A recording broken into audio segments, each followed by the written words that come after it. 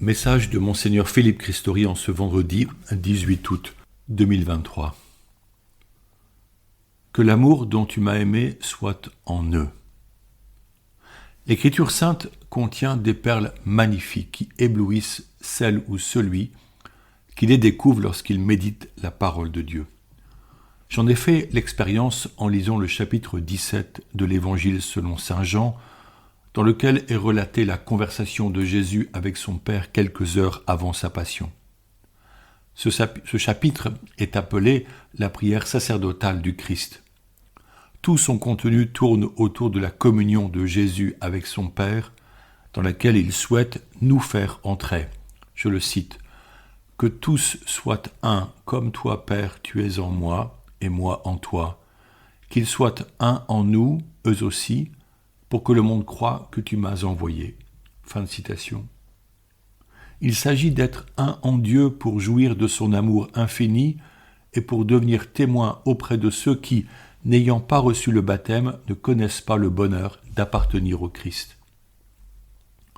Jésus ajoute « Je leur ai fait connaître ton nom et je le ferai connaître pour que l'amour dont tu m'as aimé soit en eux et que moi aussi je sois en eux. » Fin de citation. Et il ajoute « Pour que l'amour dont tu m'as aimé soit en eux. » Réfléchissons à la profondeur de cette affirmation. Jésus nous a fait connaître le nom de Dieu le Père, l'appelant en araméen « Abba », soit en français « Papa ». L'Écriture ne manque pas de termes pour parler de Dieu. N'est-il pas le Dieu tout-puissant, le Seigneur des armées, le Dieu de miséricorde, ou encore le Seigneur? Jésus nous dit « Je leur ai fait connaître ton nom ». Dans la tradition juive, faire connaître signifie faire entrer plus avant dans une relation. Dieu que personne n'a jamais vu, Jésus nous permet de le connaître et d'user d'un nom qui nous parle, celui de Père. Il dit « Quand vous priez, dites « Notre Père ». Quelle figure de Père avons-nous reçue lors de notre éducation ? Cela peut bien sûr nous influencer, conditionner même notre rapport au Père des cieux. Mais il est le Père, notre Père. Un Père engendre des enfants. Nous sommes fils et filles de Dieu, le Père, puisque nous sommes devenus frères et sœurs de Jésus par notre baptême. Jésus dit qu'il fera encore connaître le Père à l'avenir. En effet, sa mission ne s'est pas arrêtée avec son ascension, et par l'activité incessante du Saint-Esprit, il agit afin que d'autres personnes le découvrent. L'arrivée actuelle dans nos paroisses de nouvelles personnes désireuses d'être baptisées en est un signe probant. À 40 ans, petite localité du Cotentin où j'ai fait halte 3 jours, à la surprise de l'équipe pastorale, 6 adultes seront baptisés lors de la prochaine fête de Pâques. Au-delà de nos groupes et activités, Dieu se fait connaître et désirer. Continuons avec ce verset de saint Jean, en lisant la déclaration de Jésus sur l'amour qu'il a reçu du Père, l'amour dont le Père l'a aimé et le désir explicite que nous recevions ce même amour et qu'il soit en nous. Jésus veut que chacun de nous reçoive autant d'amour que lui-même en a reçu du Père, et il veut vivre en nous, lui qui est Dieu le Fils, qui est venu parmi nous partager notre condition humaine, qui est Dieu amour absolu. Cela signifie que notre vocation chrétienne est d'être totalement saisie et remplie d'un amour infini en nous-mêmes. Comment le comprendre? Comment en vivre?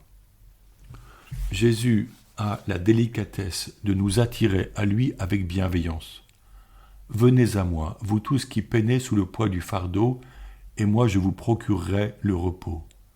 Prenez sur vous mon joug, devenez mes disciples, car je suis doux et humble de cœur, et vous trouverez le repos pour votre âme. » Fin de citation.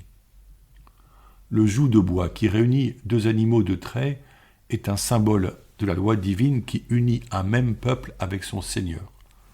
La loi nouvelle dans l'esprit ouvre nos vies à une liberté fondée dans l'amour de Dieu. L'évangile de la joie attire par attraction, non par contrainte ou par manipulation.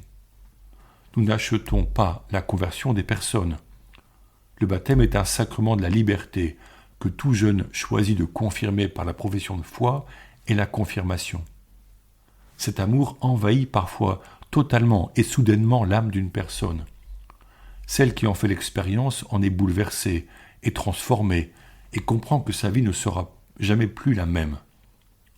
D'autres goûtent progressivement cette présence, se sentant confortés et fortifiés, construisent jour après jour une relation grâce à leurs prières quotidiennes, fidèles.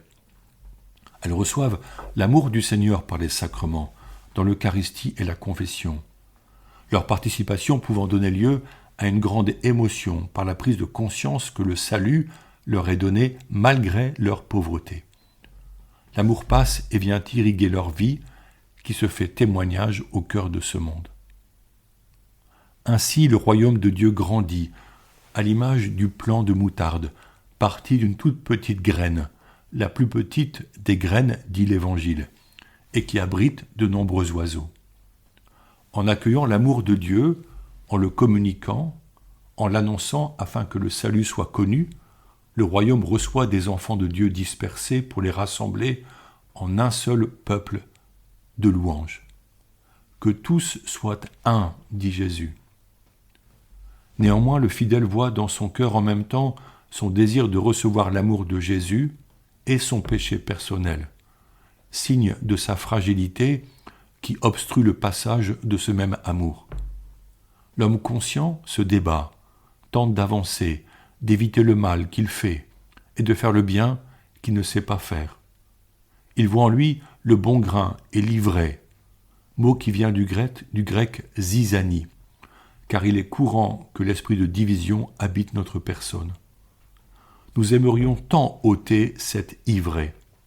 Nous souhaitons l'arracher dans la société des hommes quand nous constatons l'injustice, la mauvaise gérance des biens, la corruption et tous les trafics. Il nous faut relire la parabole du royaume comparée à, je cite, un homme qui a semé du bon grain dans son champ. Or, pendant que les gens dormaient, son ennemi survint, il sema de l'ivraie au milieu du blé et s'en alla. Fin de citation. Les serviteurs du maître veulent arracher l'ivraie qui pousse parmi les épis de blé, mais le maître s'y oppose, craignant que le blé soit arraché en même temps. Il propose que le tri soit fait à la moisson. Que ce soit pour la société civile, la vie en Église ou pour notre propre vie personnelle, nous aurons toujours la présence simultanée du bon grain et de l'ivraie. Dans la vie citoyenne, cela est difficile quand nous constatons les émeutes, les crimes et les vols, les violences faites aux femmes, l'inceste envers les enfants. Nous voudrions plus de répression et de contrôle. Le Christ nous invite à voir avec espérance la croissance du bon grain et la bonne moisson à venir. En effet, l'homme est capable de bien. Il réalise des œuvres qui servent au bien de tous. Il travaille pour l'écologie, la justice, l'éducation et le développement. Il y a là une invitation à ouvrir les yeux pour discerner ce bien, à s'en réjouir, à promouvoir toutes les initiatives qui soutiennent le bien, à patienter pour que le temps de la moisson advienne. Patience et émerveillement doivent nous habiter, même si l'ivraie fait de l'ombre à la lumière de l'amour de Dieu. Cet amour que nous avons reçu et que l'Esprit nous presse de partager. Le chrétien est conscient que sa conversion prend du temps et appelle de nouveaux efforts, mais il sait se réjouir de voir l'œuvre divine accomplir des merveilles, souvent discrètes mais ô combien fécondes. Nous venons de célébrer la belle fête de l'Assomption avec cette procession dans nos rues pour dire aux gens la proximité et la tendresse de Notre-Dame. Ce vendredi, nous sommes nombreux à Lourdes avec l'hospitalité chartraine, entourés de fidèles venus du monde entier prier Notre-Dame de Lourdes. Nous accompagnons des personnes malades ou en situation de handicap. Marie est là pour nous y accueillir. Elle nous indique l'eau de la source pour y trouver réconfort et purification. Les malades aiment tellement aller au bain, entourés de l'amour des brancardiers et de tant de bénévoles venus les soutenir, leur prodiguer les soins quotidiens, prier en leur tenant la main. Lourdes est un miracle de la bonté humaine, éclairé par la grâce divine. Auprès de la très pure Vierge Marie, même les plus grands pécheurs venus ici déposer le poids de leurs fautes se trouvent réconfortés comme des fils bien-aimés. Marie ne juge pas le pécheur, elle oriente nos regards vers le crucifié, qui prend sur lui le péché du monde, le nôtre, et promet que nous serons bientôt avec lui en son paradis. Nous demeurons dans l'octave de l'Assomption de la Vierge, et je vous propose de prier une dizaine du chapelet pour confier les peuples en souffrance et ceux qui sont persécutés au nom de leur foi en Jésus-Christ. Notre Père qui es aux cieux, que ton nom soit sanctifié, que ton règne vienne, que ta volonté soit faite sur la terre comme au ciel. Donne-nous aujourd'hui notre pain de ce jour. Pardonne-nous nos offenses, comme nous pardonnons aussi à ceux qui nous ont offensés. Et ne nous laisse pas entrer en tentation, mais délivre-nous du mal. Je vous salue Marie, pleine de grâce. Le Seigneur est avec vous. Vous êtes bénie entre toutes les femmes, et Jésus, le fruit de vos entrailles, est béni. Sainte Marie, Mère de Dieu, priez pour nous pauvres pécheurs, maintenant et à l'heure de notre mort. Amen. Je vous laisse continuer votre dizaine. Bonne prière. À très bientôt.